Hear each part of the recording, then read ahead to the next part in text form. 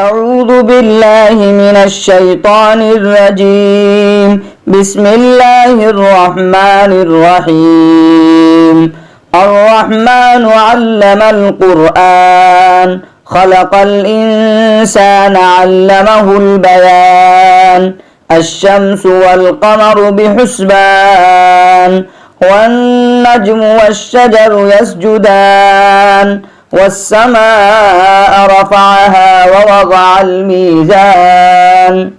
ألا تطغوا في الميزان وأقيموا الوزن بالقسط ولا تخسروا الميزان والأرض وضعها للأنام فيها فاكهة والنخل ذات الأكمام والحب ذو العصف والريحان فبأي آلاء ربكما تكذبان خلق الإنسان من صلصال كالفخار وخلق الجان من مارج من نار فبأي آلاء ربكما تكذبان رب المشرقين ورب المغربين فبأي آلاء ربكما تكذبان مرج البحرين يلتقيان بينهما برزخ لا يبغيان فبأي آلاء ربكما تكذبان يخرج منهما اللؤلؤ والمرجان فبأي آلاء ربكما تكذبان وله الجوار المنشآت في البحر كالأعلام فبأي آلاء ربكما تكذبان كل من عليها فان ويبقى وجه ربك ذو الجلال والإكرام فبأي آلاء ربكما تكذبان يسأله من في السماوات والأرض كل يوم هو في شان فبأي آلاء ربكما تكذبان سنفرغ لكم أيها الثقلان فبأي آلاء ربكما تكذبان يا معشر الجن والإنس إن استطعتم أن تنفذوا من أقطار السماوات والأرض فانفذوا لا تنفذون إلا بسلطان فبأي آلاء ربكما تكذبان يرسل عليكما شواظ من نار ونحاس فلا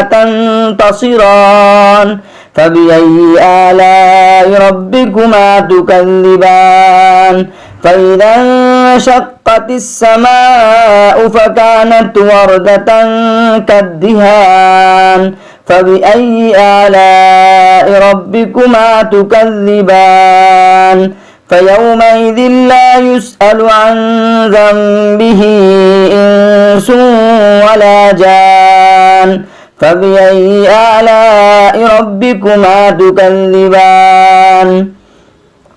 يعرف المجرمون بسيماهم فيؤخذ بالنواصي والأقدام فبأي آلاء ربكما تكذبان هذه جهنم التي يكذب بها المجرمون يطوفون بينها وبين حميم آن فبأي آلاء ربكما تكذبان ولمن خاف مقام ربه جنتان فبأي آلاء ربكما تكذبان ذواتا أفنان فبأي آلاء ربكما تكذبان فيهما عينان تجريان فبأي آلاء ربكما تكذبان فيهما من كل فاكهة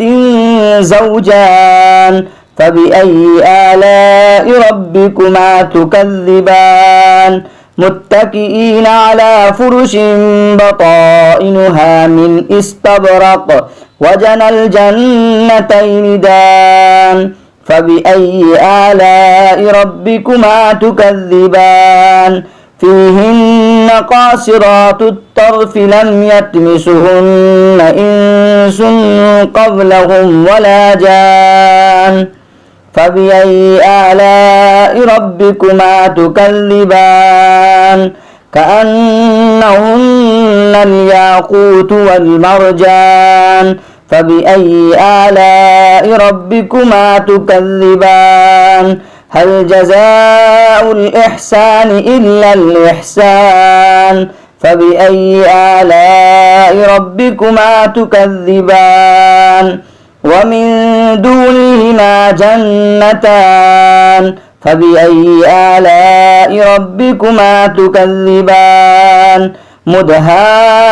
مدهامتان فبأي آلاء ربكما تكذبان فيهما عينان نضاختان فبأي آلاء ربكما تكذبان فيهما فاكهة ونخل ورمان فبأي آلاء ربكما تكذبان فيهن خيرات حسان فبأي آلاء ربكما تكذبان حور مقصورات في الخيام فبأي آلاء ربكما تكذبان لم يطمسهن إنس قبلهم ولا جان فبأي آلاء ربكما تكذبان متكئين على رفرف خضر وأبقري حسان فبأي آلاء ربكما تكذبان تبارك اسم ربك ذي الجلال والإكرام صدق الله العظيم.